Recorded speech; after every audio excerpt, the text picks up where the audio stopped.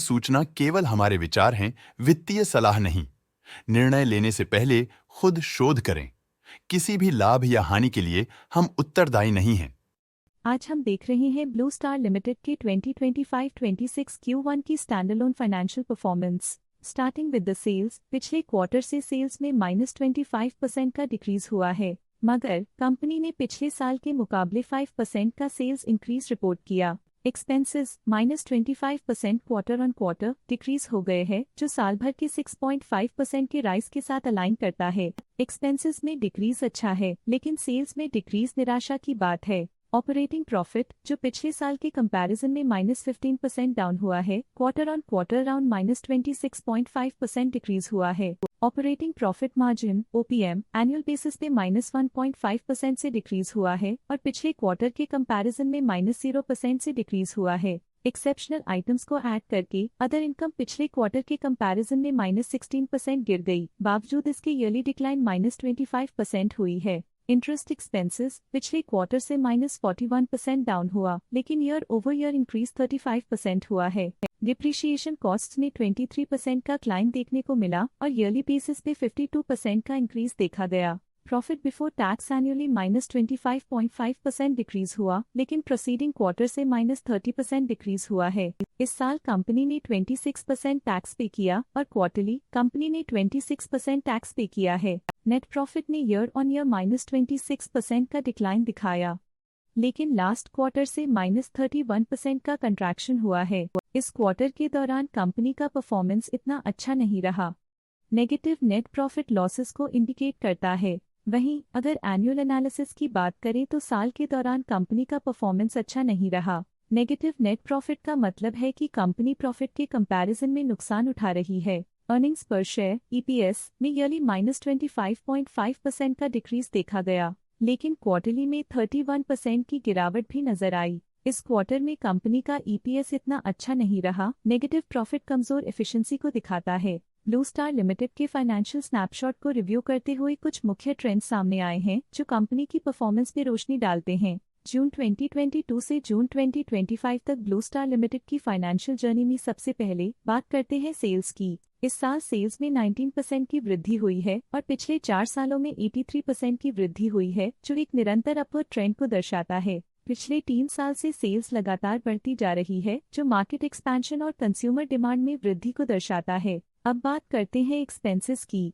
इस साल एक्सपेंसेस 20.5% बढ़े हैं और 4 सालों में 83.5% का इजाफा हुआ है। इस साल हालांकि एक्सपेंसेस सेल्स से थोड़ा ज्यादा बढ़े हैं, मगर ग्रोथ रेट्स का करीब होना स्टेडी ऑपरेशनल कॉस्ट को दर्शाता है। इस साल ऑपरेटिंग प्रॉफिट -3.5% काम हुआ, लेकिन पिछले 4 सालों में 70.5% का इजाफा हुआ है। इस साल ऑपरेटिंग प्रॉफिट में कमी आई है, लेकिन पिछले 2 साल की वृद्धि रेजिलियंस को दर्शाता है, जो एक अस्थायी मार्केट को संकेत करता है। नेट प्रॉफिट का सफर ऊपर की ओर चल पड़ा है। इस साल 2.5% की चढ़ाई के साथ पिछले 4 सालों में लगभग 1.5 गुना की शानदार वृद्धि हुई है। पिछले 3 साल से नेट प्रॉफिट लगातार बढ़ रहा है, जो फाइनेंशियल हेल्थ को मजबूती देते हुए इन्वेस्टर्स का ध्यान आकर्षित करता है। EPS के लिए रास्ता कठिन रहा है। इस साल EPS -34% डिक्रीज हुआ और पिछले 4 सालों में कुल मिलाकर -27% की गिरावट हुई है। एक इजाफे के बाद पिछले 2 सालों में EPS गिर रहा है, जो कुछ चैलेंजेस को दर्शाता है जिन्हें स्ट्रेटेजिक रिव्यू की जरूरत है।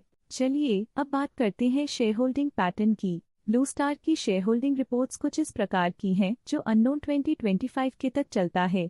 ये रिपोर्ट कंपनी के शेयर्स की डिटेल्ड जानकारी देता है, जिसमें promoters, promoter groups, foreign investors, public investors और सरकारी एंटिटीज शामिल हैं। प्रमोटर्स शेयर होल्डिंग 2025 के में 36.47% से इंक्रीज होकर 2025 के में 36.49% तक का इंक्रीज देखा गया है। इस इंक्रीज से साफ होता है कि प्रमोटर्स का कंट्रोल कंपनी पे और मजबूत किया है। पब्लिक द्वारा हेल्ड शेयर्स का परसेंटेज 23.45% से इंक्रीज होकर 2025 के में 23.92% तक का इंक्रीज से देखा गया। ये चेंजेस स्टेट है कि पब्लिक की इन्वेस्टमेंट कंपनी में क्वार्टर टू क्वार्टर इंक्रीज हुई है। जब कंपनी के शेयर्स का अधिकतम हिस्सा प्रमोटर्स, FII, DII या गवर्नमेंट के पास होता है, तब ये माना जाता है कि कंपनी मजबूत हाथों में है, जो स्थिरता और मजबूत समर्थन को दर्शाता है और इस मार्केट की स्थिरता बनी रहती है। DII डोमेस्टिक इंस्टीट्यूशनल इन्वेस्टर्स ने अपना शेयर होल्डिंग 2025 में 23.14% से 2025 में 23.37% तक इंक्रीज किया। ये बताता है कि डोमेस्टिक इंस्टीट्यूशंस ने कंपनी में अपना इंटरेस्ट 0.23% तक इंक्रीज किया है। फॉरेन इंस्टीट्यूशनल इन्वेस्टर्स की शेयर होल्डिंग में थोड़ा डिक्रीज आया 2025 के से 2025 के में, जो दिखाता है कि फॉरेन इंस्टीट्यूशंस ने अपने स्टेक को क्वार्टर टू क्वार्टर -0.73 से डिक्रीज किया है, जिसे पता चलता है कि उन्होंने अपनी इन्वेस्टमेंट्स को पुल बैक किया है। ये था कंपनी का करंट शेयर होल्डिंग पैटर्न। अब नजर डालते हैं ब्लू स्टार के स्टॉक रिकमेंडेशन पे। लॉटस स्टॉक का करंट प्राइस 1848.6 रुपीस चल रहा है। EMK ग्लोबल फाइनेंशियल सर्विसेज ने स्टॉक की बाय रिकमेंडेशन दी थी। उन्होंने स्टॉक का टारगेट प्राइस 1850 का अनुमान लगाया था। रिकमेंडेशन के समय स्टॉक का प्राइस 1757.65 चल रहा था, जो करंट प्राइस से 0.4% अप है। शेर खान ने स्टॉक की होल्ड रिकमेंडेशन दी थी।